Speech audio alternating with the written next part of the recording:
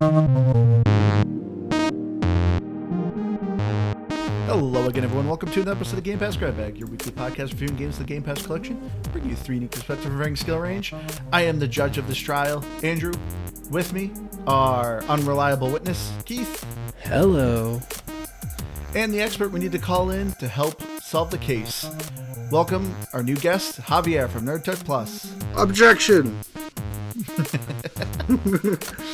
This week, me and Keith picked the game because we've always heard about Wright Ace Attorney. And so they finally came out with the Trilogy on Game Pass. And so, you know, I've always seen this game so much and I've seen it memed a lot. So I was like, I got to check this game out.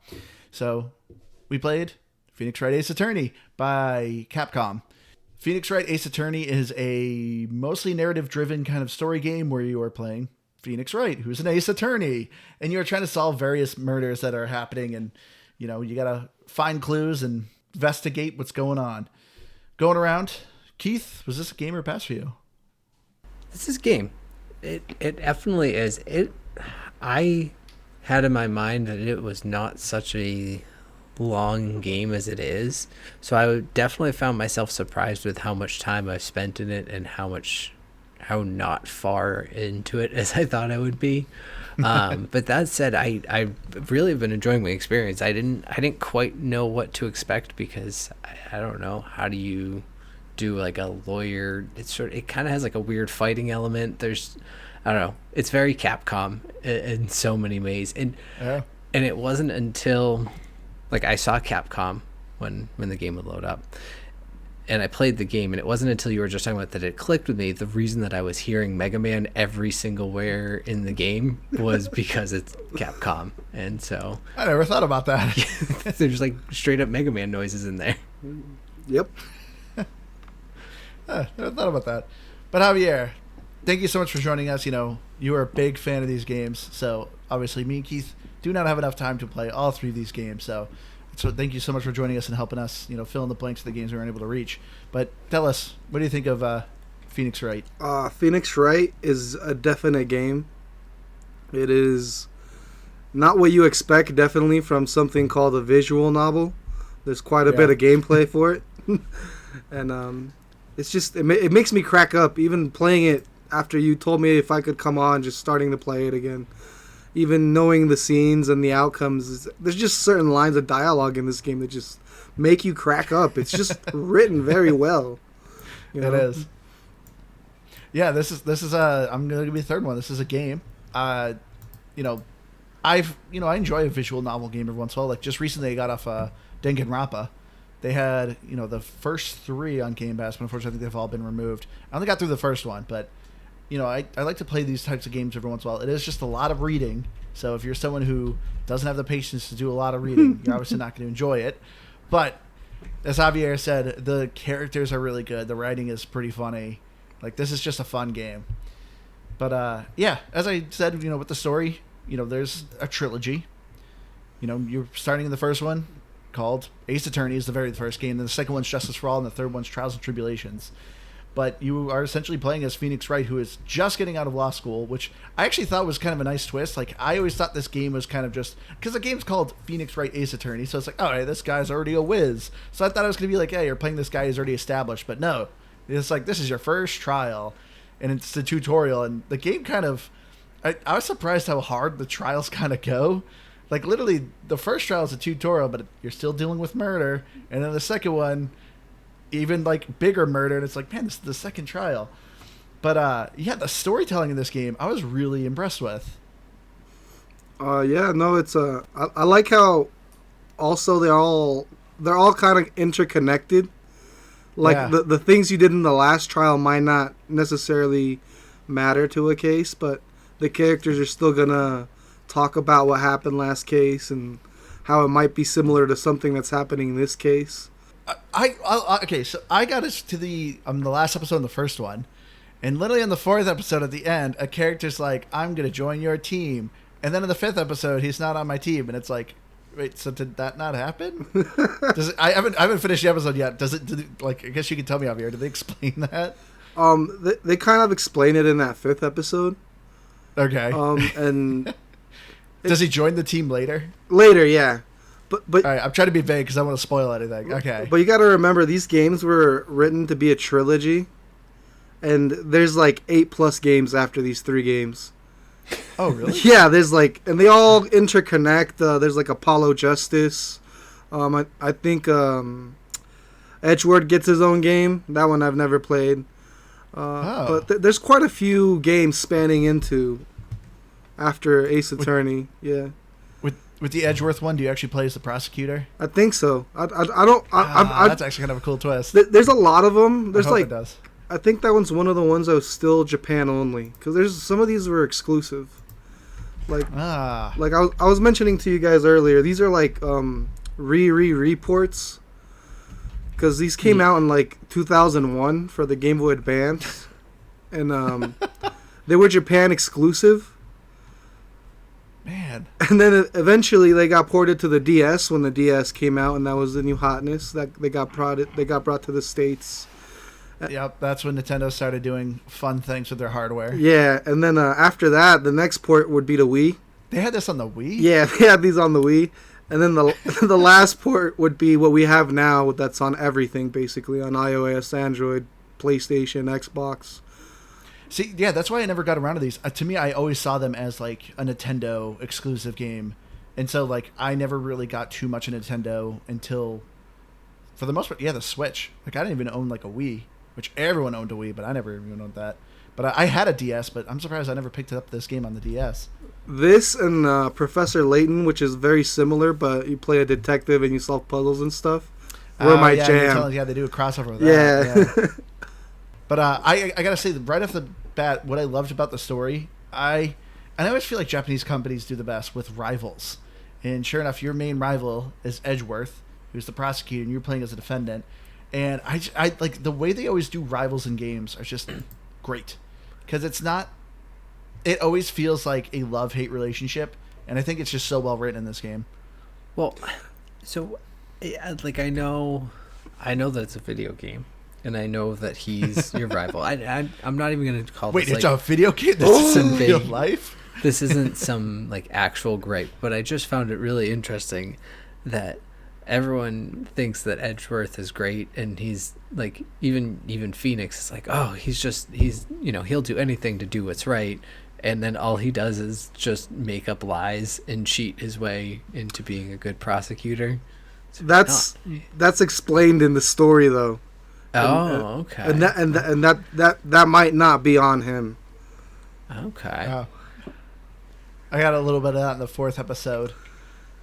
Interesting. Which it is kind of funny though, of like how they kind of do this. Yeah, how they're like, oh, you're Ace Attorney. I gotta say, like, the thing that kind of makes me laugh though, you're called Ace Attorney, but like a lot of these cases, you're just fumbling in the end. Because like even I didn't quite get what was going on. Okay, to me the 4th case was so outlandish to me. Like, what was it called? It was called Turnabout Goodbyes. Just like by the end when you figure it out, it's like, what?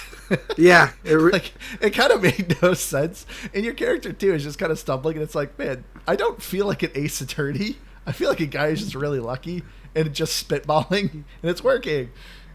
That's basically what it is, and it's funny because even in the second game, you're only like on your 6th actual case. Yeah. If you think about it, so you're still not really an Ace Attorney. Well, is your name actually Nick, or is that just what Maya calls you? Because either way, I think it's funny that everyone calls you Phoenix, and she's just like, "Hey, Nick, get over here." No, that's that. I never thought about that. That's his name. Or Mia. Okay, so it is his real name. His real name, just no one. So actually wait, then calls what's him that? Phoenix? I thought he's Phoenix Wright. So is Nick like his middle name? I'm not quite sure on it, but the sisters are in on the joke, and that's what makes it funny. Well, it's same with the best friend. Your best friend's name is Larry Butts, but everyone keeps calling him Harry Butts. Yeah. No, yeah. Or yeah, I loved just the names in this game. I didn't pick it up, but on the very tutorial, on the very first one, the bad guy's name is Mr. Saw It. And I didn't pick it up. But Liz is like, I get it, Saw It. And I was like, oh, I get it now. I like not as hidden, but I liked Old Bag a lot.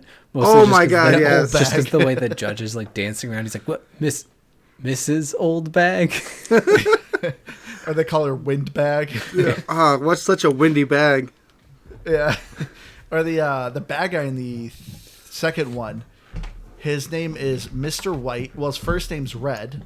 So he's Red White, and he's the president of Blue Corp. So he's red, white, and blue. Yeah, red, white, and blue. I was like, okay. So is this supposed to be a jab at Americans that were some like narcissistic like jerk? Oh, maybe. I don't know. I know at least that, like, I mean, it basically told you right away that he, and I guess it shows him too, but it tells you that he's the killer right away at that one because it starts out and says red, white, and blue. Which they kind of keep doing. Well, they kind of keep giving you like a snippet, which is an interesting. I liked, but sometimes I kind of wish they didn't. Like I said, by the turnabout goodbye, I think it was. Is it turnaround or turnabout? I think it's turnabout. I think anyway. it's turnabout because the only case in the whole 3 games that doesn't have turnabout in it is the 5th chapter, which is called Rising from the Ashes. Yeah. Oh yeah. Interesting. What is there a reason for that? Nobody knows, and if someone does, I don't.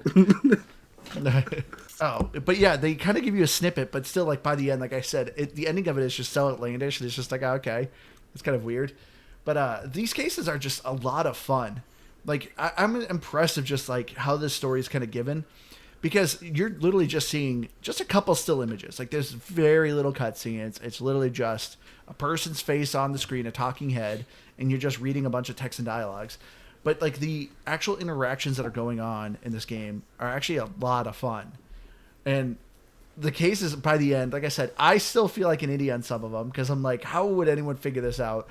But just like the writing in it and how the game unfolds this case. You know, usually some of them are done by 2 days, but as you're going farther, they're done by like 3 days. So it's 3 different trials you're going through, and it's like progressively going. It's really cool how these cases are going. But this is a question I've always had. Hopefully, you can answer, Javier. Where is this taking place? Oh. I'm assuming this is in America. I think California. It's in California. Okay. It's technically like in an alternate timeline. One of the directors have said. Where there was this, there was an act in like the 1900s that limited how much land like Japanese people could own. So in this reality, that doesn't exist, which allows more Japanese people to immigrate and move here and cultivate like a Japanese-like culture within California, which is how they explain a lot of the traditional Japanese images you see in the later games. Oh. So does that is this also the explanation as to why the court system is very weird? Because is this not how courts usually played? I think the system. I think it's supposed to kind of be like that, but I think it's just supposed to a dystopian system of courts. Yeah. Because if you think about it, and even in later games, these first 3 games are referred to as the Dark Ages of the court system. If that gives you any idea of what's going on with the courts, because they just really want a guilty verdict. That's yeah. Well, that's kind of the vibe. I was gonna say I think they mentioned that actually in one of the like early cases, like maybe even like the second one, because I was only on the 3rd one, I guess, or like halfway through the 3rd one. So yeah, I remember them saying something about basically just doing anything, or that they wanted to wrap cases up within 3 days or less. Yeah. And it was basically just get a guilty verdict and get out of there. But I guess that's kind of interesting, yeah, because I was like, I kind of just took it more as it was the only way you could turn law into a video game by bending some of the rules of reality a little bit and being like, hey, yeah, you don't need to like actually submit evidence and all that. You can just throw out wild accusations and then back down from them. Well, not even that. You gotta think that they're letting both the defense and the prosecution and the police go to the crime scene and each collect their own evidence. Yeah, it's like a grab bag of whatever you find and pick up. It's yours. Yeah, if you can get your hands on it, it's now evidence. Nobody has to know it until you show up in court that day and remember. I'm kind of surprised like people aren't showing up literally with like just trash bags of things. Like I just grabbed everything. It might be a clue because like the way you kind of throw some of this stuff out is like, yeah, like that always kind of irritates me when they're like, yeah, I could prove this person shot this person, and then you have to pick from your inventory what clue proves that. And a lot of times I'm like, I don't know. So it's just like a lollipop, and luckily it's right. He's like, because of this lollipop, you know, it has traces of his blood. And I'm like, okay, I didn't know that, but I just randomly picked it. Well, and I think if we're, I don't know if we're jumping into gameplay a little bit, but I think that's kind of my one gripe is that in some ways I think it's a little too linear. And it's the only thing I really don't like is that it feels like there are certain puzzles or aspects to it that's like, I don't want to say it doesn't matter what order you do them in, but it kind of does. And I'm thinking specifically in the third one, like they reference a character who's in another area in a way as though you've seen them yet, but if you didn't go to that area first, you wouldn't have known that thing about them.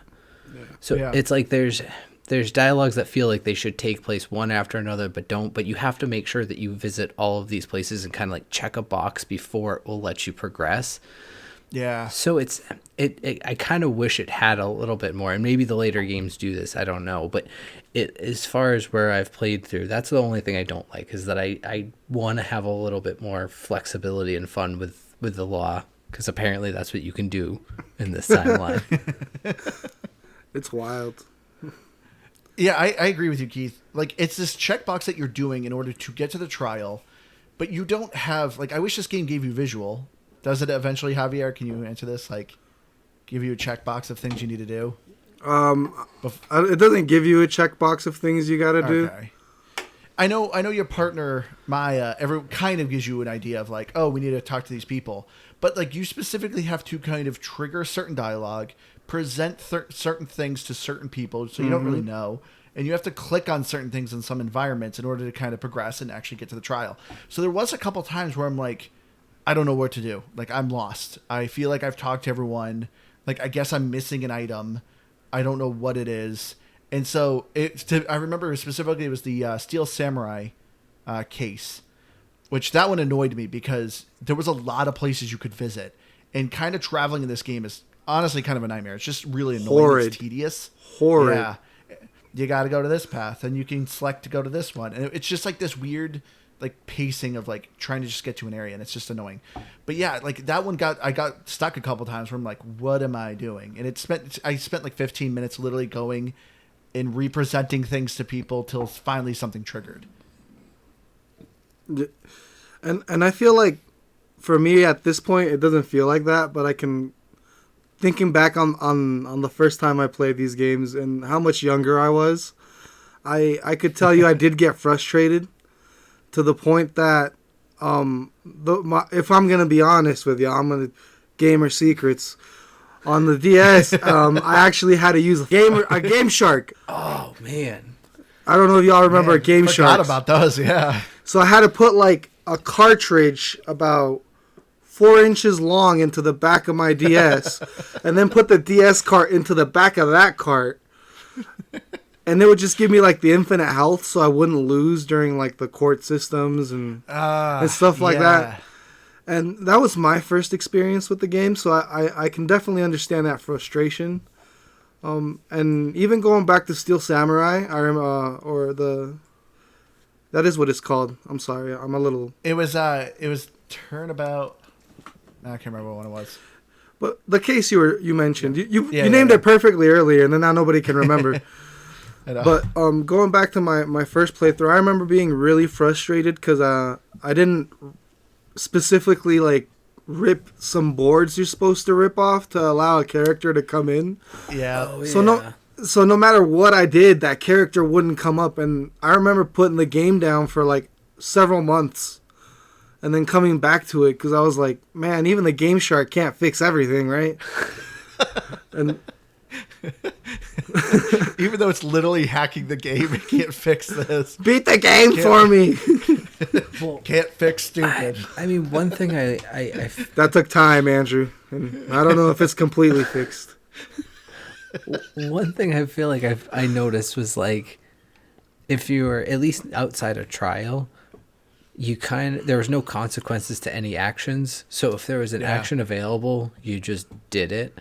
But even within the trial, it was really only if you presented evidence that it would do the health bar, which I don't know. I don't want to say it like was a bad thing because it made it easier to get through in one aspect. But I kind of wished it took away health for like pressing the witness too much or doing too much of those things, because otherwise I would get to a point where I'm like, I don't know, do I need to just keep pressing the same point to hopefully they crack, or like I got a little hung up on one or two of those. But overall I thought the trial system was by and far the most fun of the game. I kind of just wanted more of that.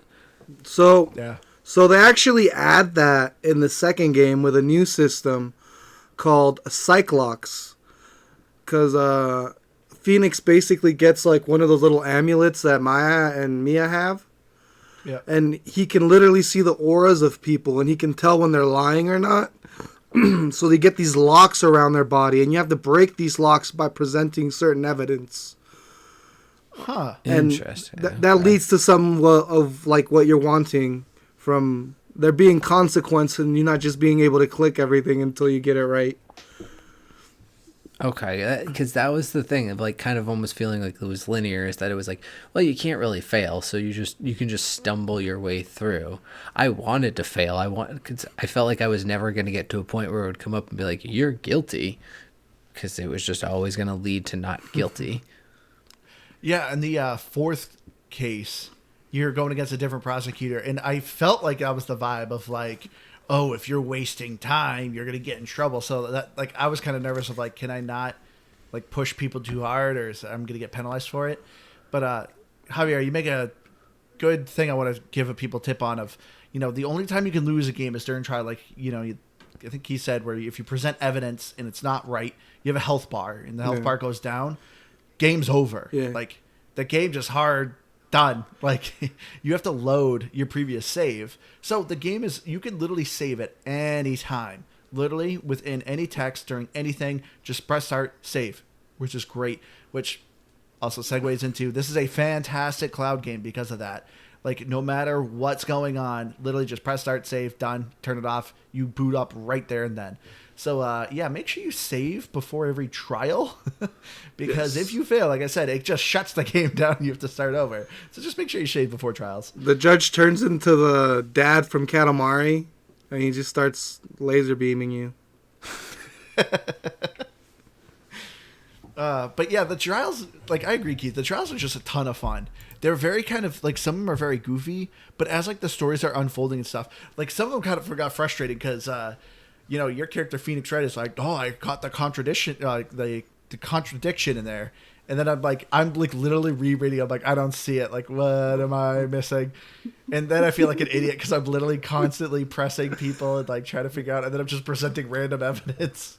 Well, there is that case where even this playthrough I was struggling because I remember like you just there's one of the cases where you just gotta kind of press the person on the stand, and then he's like, I have nothing, and then like bam, Maya appears, and you're like, oh snap.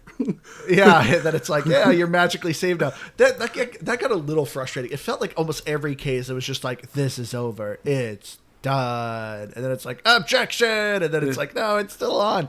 I was kind of like, okay, this is what I mean. Like, your character's supposed to be an ace attorney, but it's literally grasping at straws. Yeah, no, he's by the nail of his teeth, basically. Does it at least improve in the other games? Like, does he actually become more confident and like? He does become more confident, and he has a little less help, Okay, but he becomes an actual ace attorney. Yeah, I kind of like to look at this story. Like, if you look at the writing, towards the end of some of the chapters, he's like talking back on it.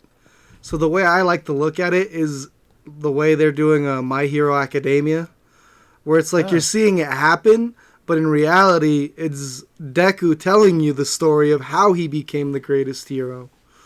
So it's like maybe he's just retelling you the story of how he became the Ace Attorney. Okay. And you're getting cool. and you're getting an embellished story of it, maybe a little bit, because he's. Oh, dude, he doesn't embellish anything. He's a complete idiot in it. No. He's just that dumb. Even better. So Javier, so you said a little bit changes, like where you get an ability of like, seeing people's aura. How much more does the gameplay actually change? Well, it makes you want to be a little more prepared, because then, like it said, leads to that game over. In the second one, you get like a psychic ability. Does like the gameplay change that much in the third one, or is it still? Are you still just doing the same thing? It's just more cases. It's just basically more of the same in the third one. Right. It's just better plot. I think in the third one, what they added, I'm not sure if it's the third one or if it was added at the end of this one, but it's like they start adding the thing where like the evidence has to be turned around more. And yeah, I'm getting that in the fifth episode on the first game. Yeah, so that's cool. That's like a hint of what starts being added. But for the most part, these 3 games are just like a really great foundation for, like I said, the other 8 plus games that they have out. Yeah. So far, yeah, I'm now liking like being able to actually like rotate and investigate these clues that I'm finding. Because what game was it, Keith, that it had that element, but they didn't use it? It was another detective game. Last Case of Benedict Fox. Remember, you were picking up like these story elements, and they're like, "Oh, you can turn around and investigate," and you literally only do it for like 2 items. But in this, like, yeah, in the 5th case, they're like, "Oh, like no, you need to look at all of your clues that you're getting and kind of look at them." Well, that makes sense. I mean, like, I won't spoil it too much, but there's an item in the very first case that I at least won't say what it is. That if you could turn it around. Yeah. You could solve the case and essentially, like, immediately, or at least so much of the case would be put together. But it kind of, and to a certain degree, like, kind of going back to the story, I kind of knew that as soon as, like, I don't want to spoil anything, but there was, like, certain elements of the story that... I mean, it's a tutorial if it's the first one. I know. It's not that big of a spoil. But, like, I don't know, as soon as it started... I was like, this You're is also... gonna, like, as soon as they said it was a receipt, I was like, this receipt is gonna be like the actual thing, and it has nothing to do with the name that's on here. Yeah. I was like, this, like, I immediately knew. Now, is every case that obvious? No, but I in a certain way, I guess it's kind of like, I don't know. I think it's kind of the bummer to it is like, not because that was so easy, but there's so many things where it's like, well, there's just one thing, and there's no real secret to finding it. It's just you're gonna have to find this item. And you can't not find it, like, because it like won't. Again, correct me if I don't know where it changes, if it changes. So I'm going to say this a lot, but it's like it won't let you go into trial unless you have the necessary items. Yeah. Yep. Yeah. So like you do all the invisible checklists. Exactly. Oh yeah. So we were kind of talking about that earlier. So I don't know. I guess to a certain degree, I think it'd be kind of more interesting if you could be like, oh. Maybe I didn't do this whole investigation right. I have to go back. Now that is a lot of time that would be sunk, but it would definitely make you more thorough. That's for sure. It would, but I feel like that's always like the line that game developers struggle with, is how much they want to trust the player. Because not all players are the same. It's very true. That's why I wish this game gave you like a slightly more direction, or like I said, like your companion Maya, like when you go back to your office, you can talk to her and say like, what should I do next? She just gives you a broad idea what to do. It would have been nice if she would said like, oh, we should go back to this person and talk to them again, kind of give you an idea of what scene you need to go to, kind of figure it out. So that's the only thing that kind of stinks about, like, it can kind of hold you up. But what I do absolutely love about this game is a palate cleanser type of game. This is definitely something, this is 3 games in one.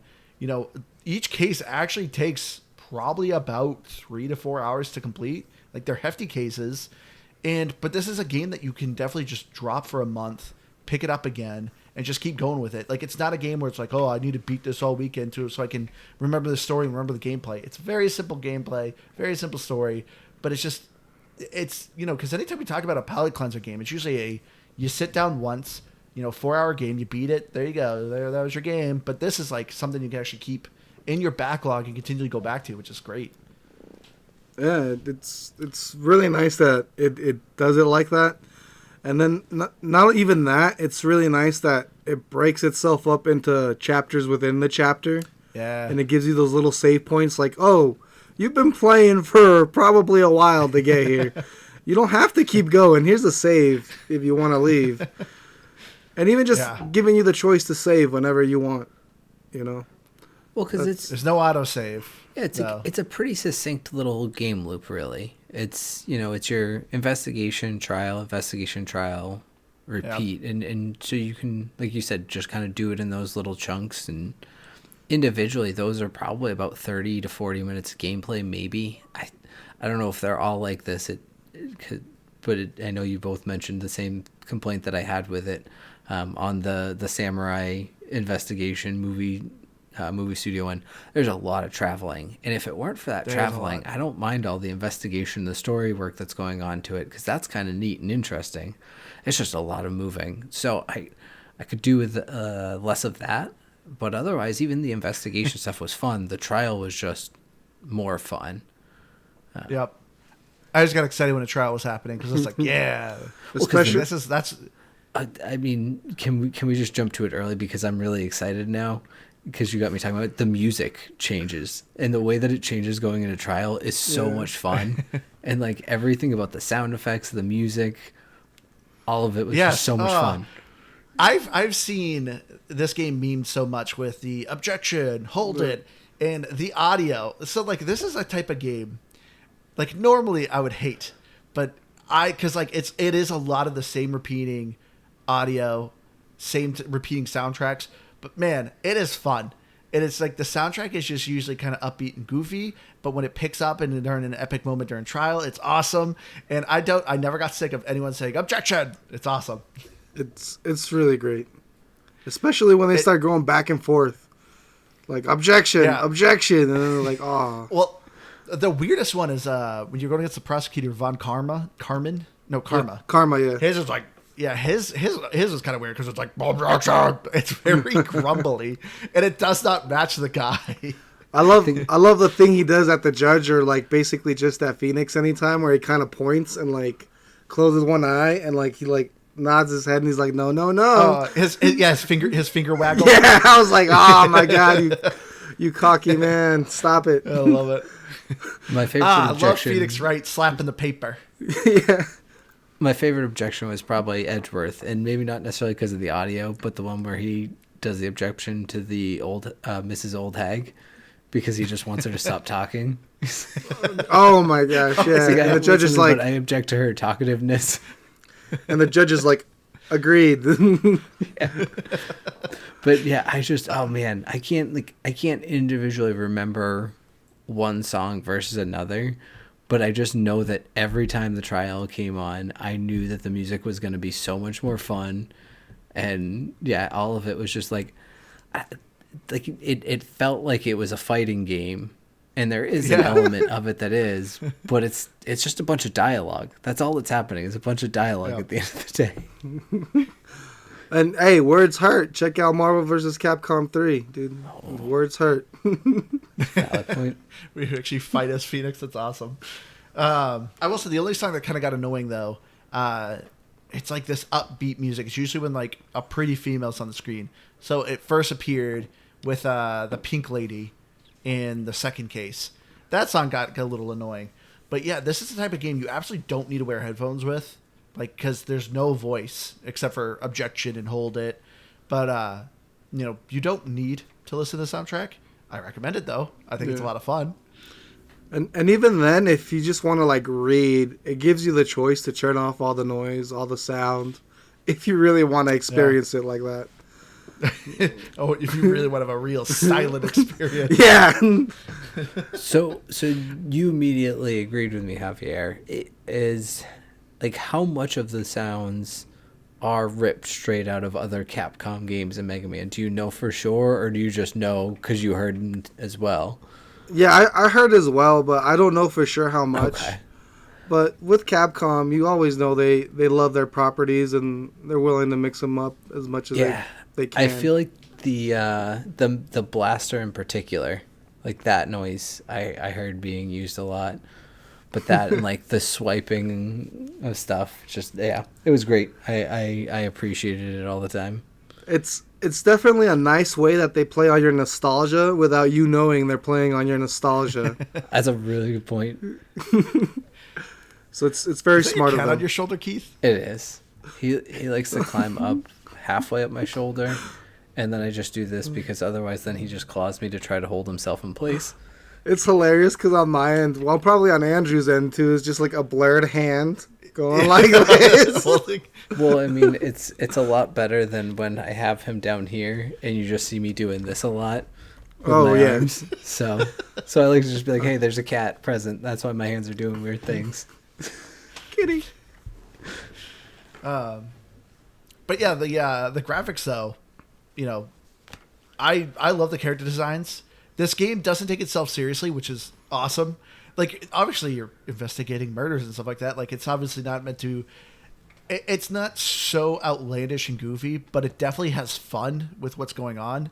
And yeah, you can definitely see within the character designs and just how these characters act. And then, of course, as we said too, the character names.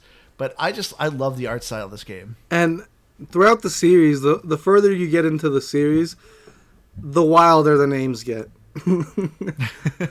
Don't at one point, I thought I saw a meme. Don't you like question a chicken? Yeah. And then I got you question a parrot. That was pretty funny. In one of the later games, you get a orca on the stand. That's awesome. A what? An orca, like a killer whale. I thought that's what I heard you say. I thought that was the words that came out of your mouth. I just had to make sure you repeated them for me. Yeah, no, it gets like, I think in this trilogy, I think you managed to get like an assassin through a walkie-talkie, and like he's threatening the judge the whole time. That's awesome. So I mean, well, threatening people's not awesome, but that's just a fun game. Man. So yeah, I love just that Capcom just has fun with this, because like even like I said, the characters are so outlandish.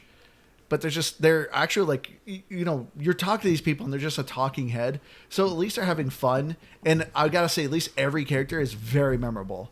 Like anytime I'm going and seeing these people, like I actually remember who they are, what they're doing and stuff like that, which is a really, like, that just shows how good of art they have. Because I can't tell you how many games I've played and they're like, oh, remember this guy? And I'm like, no, I don't remember that guy. He looks like everyone else. I agree. They go that extra mile to make all of them distinct.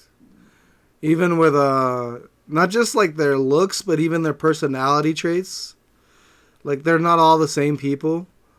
One of my favorites from this game that comes to mind is still from Case 3, which we've all been going back to the Steel Samurai. But it's the director. Or like the creator, like the super creepy director. He's so cringe, man. He's like LOL Raul Pone. And he's like sweating and like sticking his tongue out at the girls. It's like, oh man, this is gross. I'm like, man, I'll remember that guy for sure. Because not only that, yeah, he's hitting on Maya, and she's 17, so this guy's like straight up pedophile. It's like, this is kind of creepy. Yeah, well, I don't know the right way to ask this question, because so then when Maya changes to Mia, yeah. Are they showing? I think I know where you go with this. Are they showing Mia? Because then they very provocatively make a 17-year-old at that point, which is very uncomfortable and weird. Okay. We're going by anime rules. Yeah. I'm assuming it's actually Maya because even other people are saying she looks different. Okay. Well, I mean, they kind of look the same. I don't know. I'm just saying. I guess that was my only thought on that. They look the same except in the chest area. Yeah, is what is the biggest and difference. Really just in the way that the game portrays it more than anything, I guess, because that's it's very obvious the change they make there. But like visually, like her face does look older, but she's also like looking up instead of like, I don't know, always looking, I don't know, down and away almost. Yeah. Yeah, because I feel like that's part of the arc that they play throughout the trilogy, where when you meet Mia, she's like less confident and she's living by herself and training to be a medium. And Maya's out here being a lawyer and doing stuff, you know. So I feel like when you see Mia, she's looking down and stuff just because she hasn't built that self-confidence yet. And with everything she's dealing, even when you first meet her and you're like, I want to be your defense attorney, she goes, I'm good. My sister told me to find anyone but you. And you're like, well, but I'm the only one trying to help you. And she's like, I don't care. I did love that like dialogue of, you know, because it's like a typical of a game where it's just like, oh yeah, that happens and you're gonna help save, and she's like, no, I don't want you. I literally will take anyone else. But I wanted to ask you though, Javier, you know, because you mentioned it in our Discord, but you know, since this art style is, you know, very typical kind of like anime, it's very, the characters are crazy and wild. You mentioned that there's a live action movie. Yeah. So I wanted to ask, is the live action movie worth watching? If you are enjoying the game, you will enjoy the movie. Really? Because like it's so, to me this seems so weird to have a live action, because you gotta, there's always a element of disbelief you gotta take with anime. I never generally like when they take animes and try to make them live action, because as I said, like the whole purpose of anime is to make crazy characters. I feel like what makes the movie work is that they don't downgrade the ridiculousness. Like, really? Like you gotta understand, like they add some things to the movie. Like for example, there's like this giant AI computer that displays all the evidence, and that looks like your screen from the game. And when like they have evidence that contradicts the other one, sometimes like they'll catch it, they'll like make it appear in hologram form, and they'll physically go, take that, and chuck it at the person, and that'll fly at them, and they'll like flinch and stuff. That's awesome. And then just the love they put into the costumes and the hair for that game. For the live, that's what it looks like. For the live action, like they went that extra mile. So when you look at Phoenix Wright, you're gonna go like, this guy looks ridiculous. But when you look at him and you look at him in the game, that's Phoenix Wright.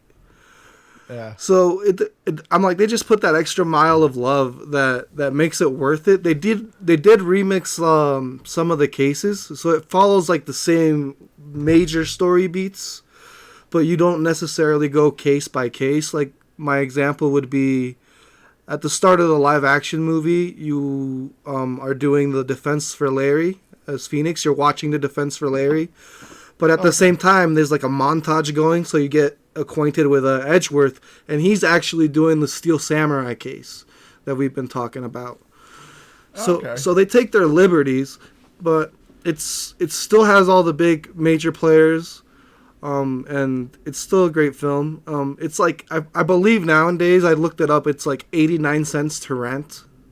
Yep, I actually just looked it up. It's not streaming anywhere, but it's 89 cents on Amazon Prime.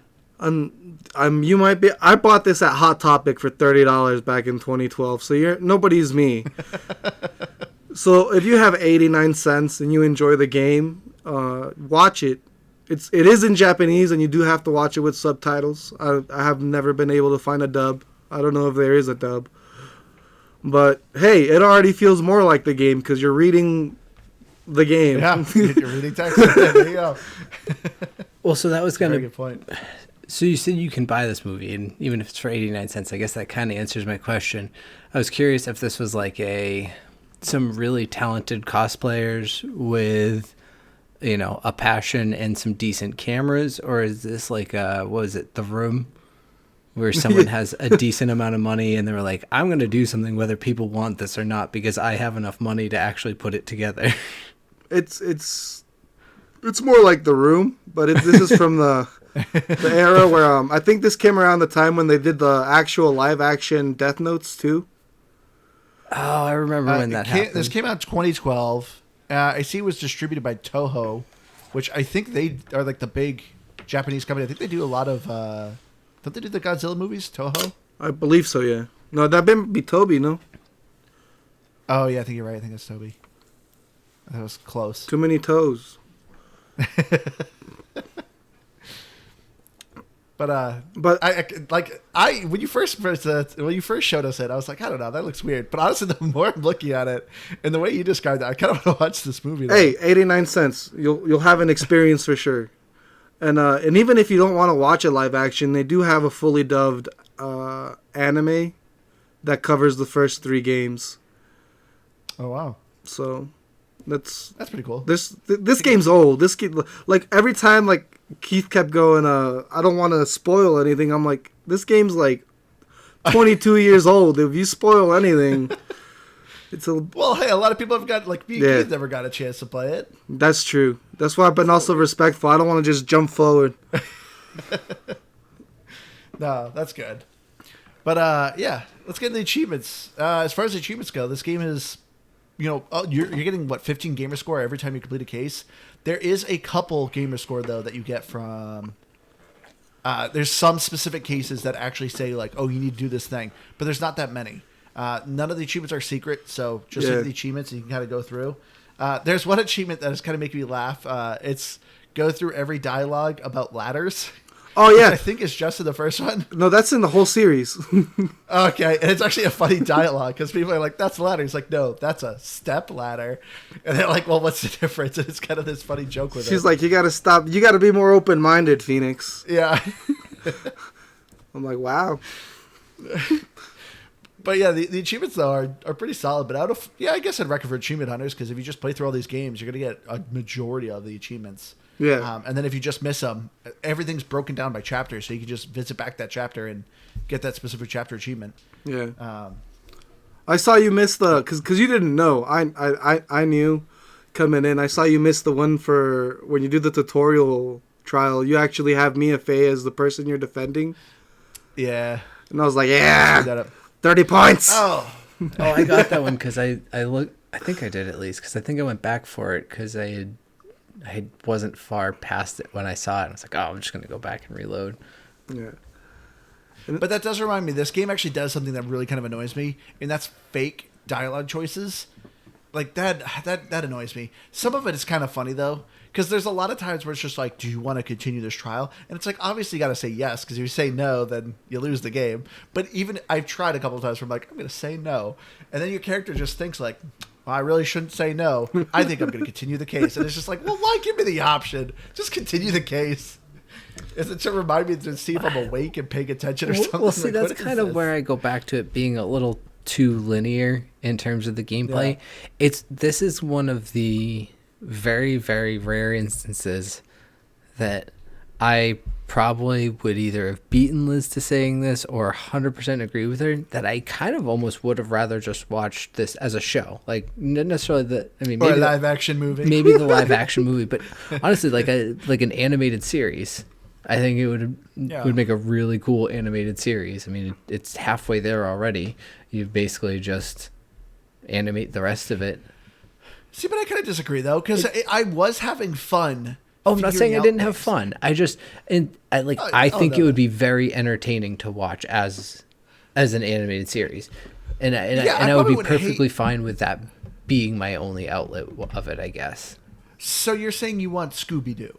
You just want to watch Scooby-Doo? No. Well, I mean, gosh, now you're kind of, because now also, it's like there's always like a big reveal at the end of the show. Like, well, actually, who's under this mask? But you also miss out on that impact that you get from the game of getting that aha moment. Yeah, exactly. So that's for me. Watching the thing after, because I wouldn't have watched these things if I hadn't played the game. That's the problem. Like, you don't go out of your way looking for Ace Attorney if you don't know what it is, just because it's so out there. And I feel like if I would have watched the show without experiencing any of the game, I would completely agree with Keith. Yeah. But experiencing the game, even though they changed some things, you already know what's coming, and you don't get that. Okay, it was this clue. Yeah. It was this clue that I didn't get right the first time, but this time I got it. Yeah, that's what I mean. Like, this game, it like would sometimes make me make me feel like I'm being smart, even though like the game's obviously kind of feeding you and revealing the things the way. But it would sometimes I'd feel like, oh, I'm so smart. I read that it's the gun got fired 3 times, which is always another funny thing in a lot of these games that like the criminals are so conservative with bullets, like in reality, like because guns are always like, oh, 2 shots were fired, 3 shots were fired. It's like in reality this guy would have had like 3 clips emptied in him. Like you wouldn't be counting bullets. Like people just blast people. But that's something that I think comes up to it being written in Japan, and you gotta take that into account, especially even with America. It doesn't work for the localization. You know what I'm saying? And it's I agree with you. They would have just emptied that clip. It wouldn't have been. It would have been 1 precise bullet in the heart. He's dead. I'm not going to verify this person's dead. I know. I shot him in the heart. But I'm leaving the gun here now. But even in like Yakuza, you see how big of a deal a gun is in that game, and that takes place in Japan. So it's like for them that's a pretty big deal. So for us, it doesn't make sense because we're like, oh my gosh. But for them, they're like, oh my God, 3 bullets? Where did he get 3 bullets? That's a very good point. So Javier, since you've always played all these games, like I always want to know, is there actually like an overarching story? Like how much more does this game progress? Yes. Because like, okay. There's a big narrative, and they were tasked with making this a trilogy, and it had to have a grand finale. So the big case keeps continuing.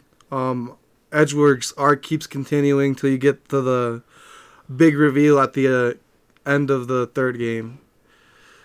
Which so I don't know, okay, because I was kind of curious about that because like some of these cases like at the beginning here seemed very, very much their own thing. The only thing that seemed to change is like your relationship with Edgeworth and Maya, but because like on the cover of this game, it looks like there's some significant figures that I haven't seen. So I was like, I feel like there's got to be an overall evil superpower or something going on. So you see Francesca von Karma, which is for the 2nd game. She's the daughter of von Karma. Oh, von Karma. And she's the main antagonist. Hence the name. She's great, dude. She walks in the court with a whip in like dominatrix style outfits.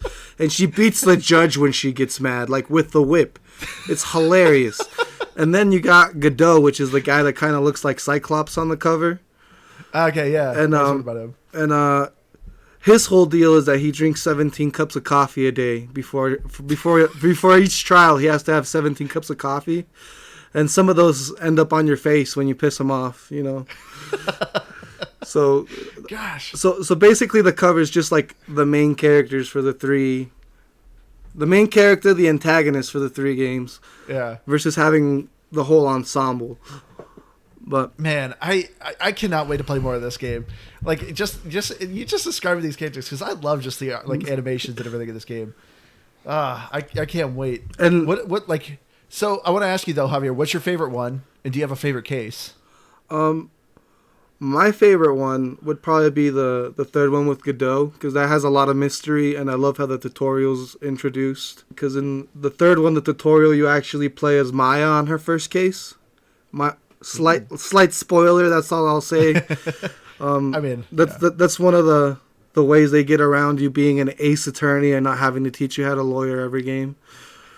But my favorite case, I believe, takes place in Justice for All, and it's... You actually have to end up going to a circus, and you have to like interview all these clowns and like circus people about what's going on, and it was like one of the more outlandish ones to me. So that's definitely my favorite game. I don't remember the exact number in the 2nd game, but that's fine. I mean, honestly, just the description alone, I can't wait to play more of this game. Oh, it's long, but it's great. And yeah, everybody should play Phoenix Wright, man. So let's get into our final thoughts here. Keith, why don't you go first? Phoenix Wright is a game that I've known about for years and years. I had a DS way back when. I never played it. I was always aware of it, and that was about it.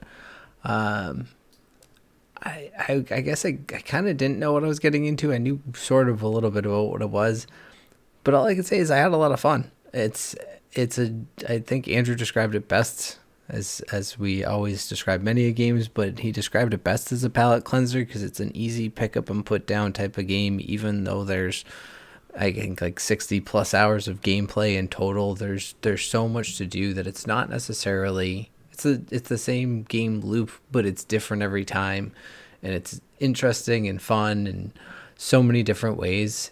And yeah, I think as long as it's on Game Pass, it's worth checking out because, well, we didn't really talk about it. It's a game that, I guess, as long as you know how to read, it's pretty much a purely accessible game because there's no time elements in the gameplay in that you need to have a quick reaction time.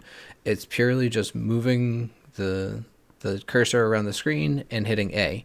And that's really the extent of it. And any other buttons that you might need to push at some point are on the screen, and you only need to push them at one time. Like, so it's just it's a super accessible game. And you know, something that, like, I was talking to my wife about playing. Like, I could sit down and have her play with me, and we could, kind of work through the game together, and like that type of thing. So I think it's a really cool type of gameplay in that aspect as well.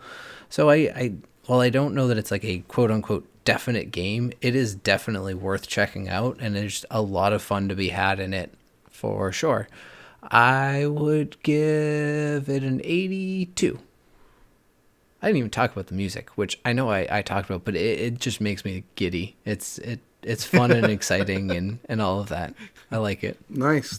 An 82. Well, for me, Phoenix, the Phoenix Wright Ace Attorney, which is the first game, and then later on it moves on to just Ace Attorney. They switch the heading, so it's not about Phoenix anymore. Oh. For me, it's a great game. I feel like everyone should experience. For a minute after you guys invited me to come on and talk about it, I thought I might be blinded by nostalgia.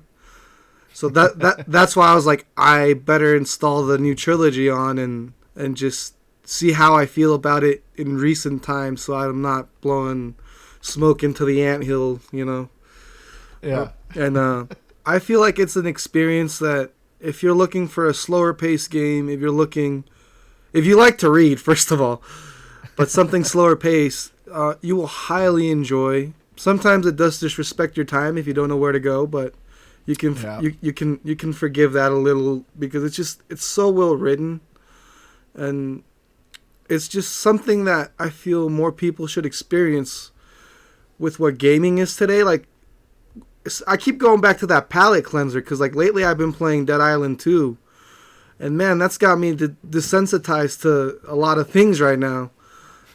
But going back to this, it's just so wholesome. The music's there, the characters are well written. You remember them. You don't ever go like, oh, who's Gumshoe? You know. Yeah. You know who Gumshoe is. You know who Edgeworth is. You remember him. And for me, it's like a 90. And that's just because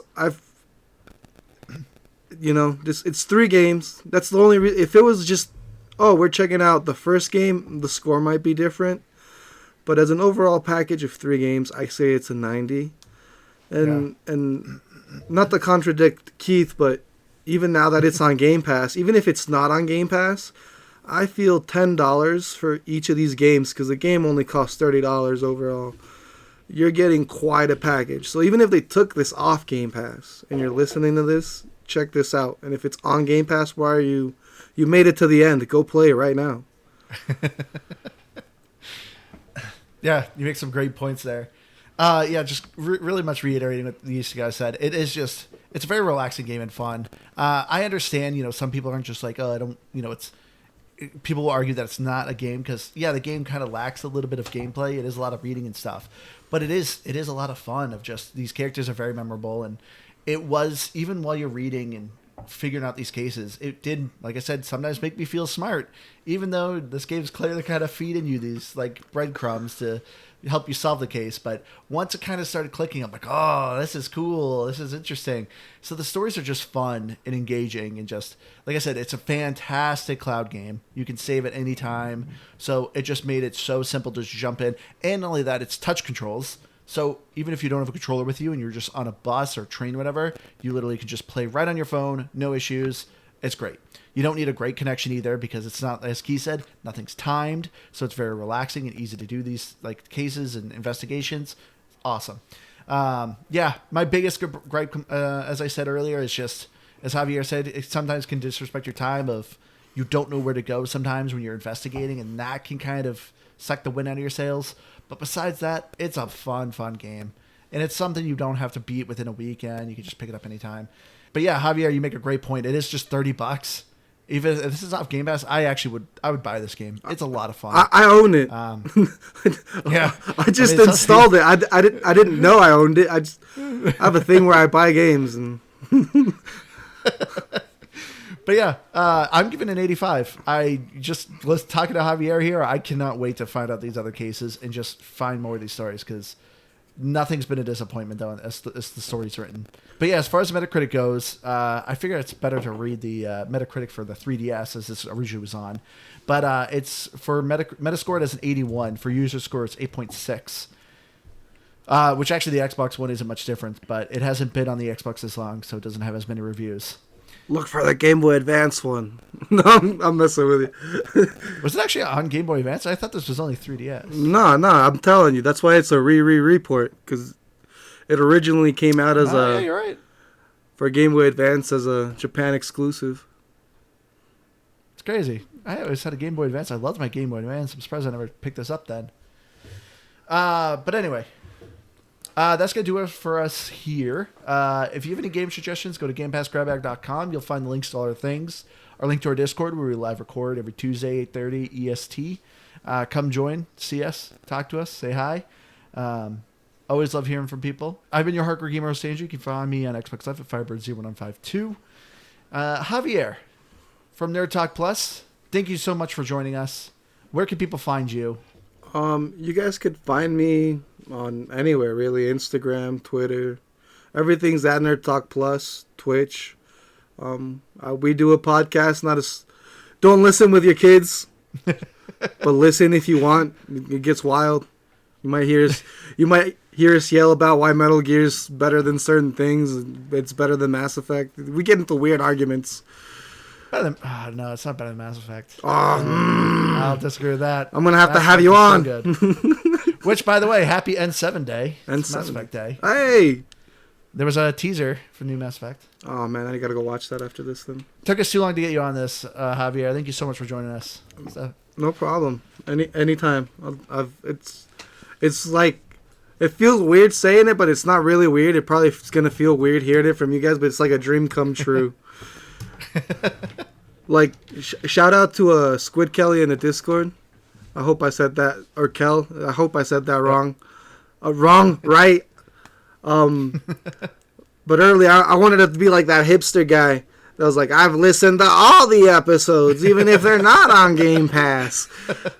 But I was like, no. You've been a long time listener of ours. We appreciate it. Yeah, no. When I found this podcast, it was like my job, I work with stone, so I just need something to pass this time because like the rocks don't talk back, and if you start talking to the rocks, then there's something wrong with you. So it's just good having you guys in my ear every week. All right, Keith. Wow, everyone with your great outro. Gosh, I mean, no, Javier just said all these nice things about us. I don't know what I'm supposed to say now. I'm terrible with compliments. Thank you or something. Yeah, I don't know. More people should join our Discord. We're fairly active-ish. We're getting there. Javier has been helping us drive that, and said Squid Kel, you're in there too. We're getting people, so join us there, and then fun conversations going on. And then you can ultimately join to hang out and record. Normally, Javier's hanging out in the recording. Tonight, he is the recording. So yeah, do that. That'll be my plug for the night. Yeah. And I've been Keith. Liz will be back. Liz will be back. She was very sick this week, so she's like, I literally will be coughing the entire time in the episode. So that's why she sat out with us. But she'll be back. But anyway, we love you all. We'll see you again next week. Bye. Bye.